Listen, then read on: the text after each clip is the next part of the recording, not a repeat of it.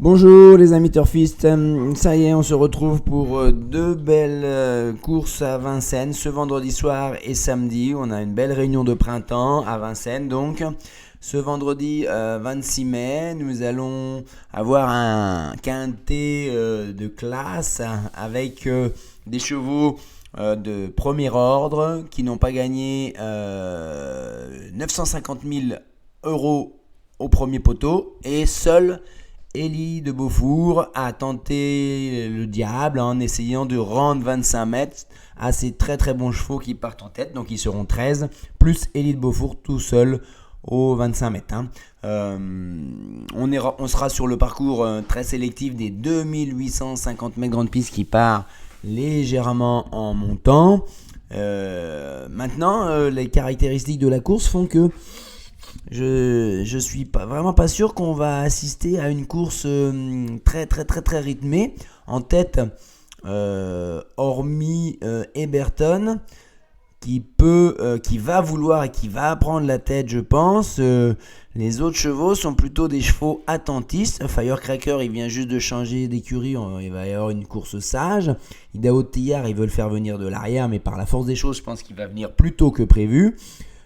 Et ce qui va laisser une chance à Élie de Beaufour de rendre 25 mètres. Maintenant, de là à rendre victorieusement 25 mètres à Okaïdi Ogiel et Idaho Tillard, là, je n'ai pas franchi ce cap-là. Donc, allons-y. Avec les fantômes, d'abord, on peut éliminer sans souci le 4, le 5 et le 9. Donc, ça nous laisse 11 chevaux.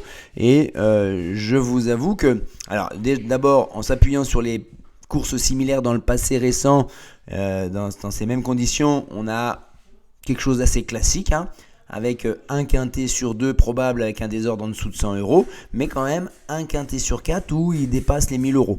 Là, je n'ai pas l'impression d'avoir ce profil-là de course devant moi. Si bien que j'ai longtemps hésité à vouloir vous faire un pronostic avec seulement 7 chevaux, mais je vais vous expliquer pourquoi. Donc ce vendredi, on va partir en base gagnante avec Okaïdi Ogiel. Il est transformé, deuxième, troisième, deuxième, distancé, premier, distancé. C'est un cheval qui était un petit peu fautif, il a connu des circonstances atténuantes lors de ses disqualifications, mais là, il fait un hiver de toute beauté, il n'a aucun signe d'être fatigué par tous ces très très belles courses au plus haut niveau, il vient de lutter quand même à plusieurs reprises avec Étonnant, qui va courir ce week-end et il est plopette avec une première chance. Donc je tente la gagne avec David Thomas, déféré des 4. Allons-y. Bien sûr, on enchaîne avec Idaho de Tillard. Sur sa classe, il peut même mettre tout le monde d'accord, même si ça fait quasiment 80 jours, je crois, qu'il n'a pas couru. C'est des chevaux de classe, il se prépare assez vite. On va pas lui tenir compte de ses récentes disqualifications. Thierry Duval d'Estaing cherchait un petit peu la bonne formule par rapport à ses soucis de tête un peu à droite par moment, avec un piquant, pas de piquant, une barre, une martingale et ainsi de suite. Là, on va vraiment le regarder courir pour voir dans quelles conditions il arrive, Mais il n'est pas spécialement affûté non plus pour ce rendez-vous. Par contre, l'engagement est en or, il est à 920 000 de gain pour 950 000 de recul. Ensuite, on est avec le 14, Élie de Beaufour, je la place seulement là. J'aurais pu le mettre cet ongle plus bas parce que Jean-Michel Bazir a du mal à le retrouver. Il a du mal à retrouver ce cheval qui était quasiment invincible sur la grande piste. Certes, il affronte maintenant que les meilleurs, mais il a eu peut-être un break un peu trop long à son âge. Maintenant, JMB dit qu'il a vraiment affûté pour cet engagement. Il veut en avoir les coups des franches. Est-ce que c'est l'âge qui fait qu'il va falloir qu'il aille en retraite, entre guillemets, ou est-ce qu'il manquait vraiment de travail? Et auquel cas, moi je lui refais une dernière fois confiance, il devrait lutter pour les très très belles places. Ensuite, Cash Bang Biji à Caen.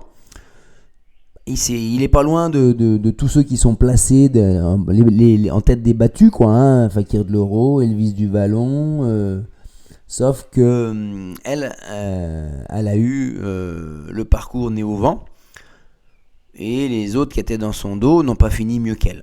Donc là, avec un meilleur parcours, elle a déjà prouvé ses aptitudes sur les parcours de la grande piste à Vincennes, davantage peut-être sur les parcours de vitesse. Mais déféré des 4 avec Franck Nivard, qui va lui donner un parcours, comme on dit, Francky la main froide, tranquille. Elle a déjà fini tout près d'Ida Otilla. Donc je suis obligé de la mettre assez haute. Voilà. Ensuite, on y va avec le 8 Capital Mail, qui vient de faire des très très belles valeurs en Italie, derrière Vernissage Griff, Usain Toll et ainsi de suite, devant son Vivid Ice, notamment en finale de la loterie. Maintenant, le lot n'est pas le même. Il avait fait des belles courses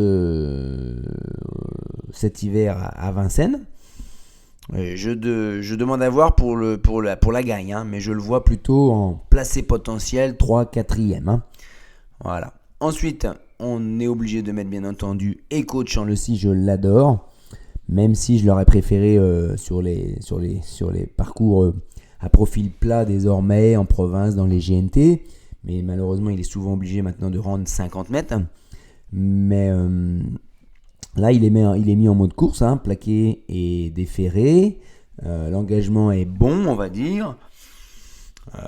Voilà, il va lutter pour les 3, 4, 5e places. C'est un cheval que j'adore. Il fait toutes ses courses tout le temps. Le 12, on y va avec Elvis du Vallon, qui, avec Johan Le Bourgeois, n'est pas forcément en grande réussite. Il est monté 2 fois en pression, il a été disqualifié avant les départs. Il a fait 5e du prix de l'Atlantique avec une bonne fin de course. Par contre, il a quelque peu déçu à Caen sur les 2450 mètres, dans la course gagnée par Onek, là, le prix des Nuques de Normandie. Il est resté dans son action. Certes, il avait le dos d'Elvis d'Orsi Dream qui s'est vite enlevé dans le dernier tournant, mais il n'a pas vraiment giclé plus que ça. Voilà, petite place pour Elvis du Vallon. Et j'aurais pu très bien m'arrêter là. Ma première impression, c'était Nico, arrête-toi là. Mets 7 chevaux pour une fois. Puis je me suis dit, c'est ce que je vous ai dit en début, c'est qui va prendre la tête, qui va animer cette course. J'ai dit Eberton. Alors il est surclassé, mais s'il n'est pas trop contrarié, s'il n'est pas trop fautif, si il a repris un peu de fraîcheur après son très bel hiver à Cagnes-sur-Mer, finalement la dernière fois il est 7e battu, mais sans démériter pour autant. Je me suis dit, peut prendre une petite place à 40 contre 1, 40-50 contre 1. Junior Gelpa le confie à Franck Ouvry. Why not?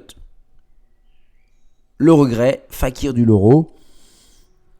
Malgré la drift d'Éric Raffin, malgré le fait qu'il soit déféré des 4, il est pareil, un peu resté dans son action à Caen.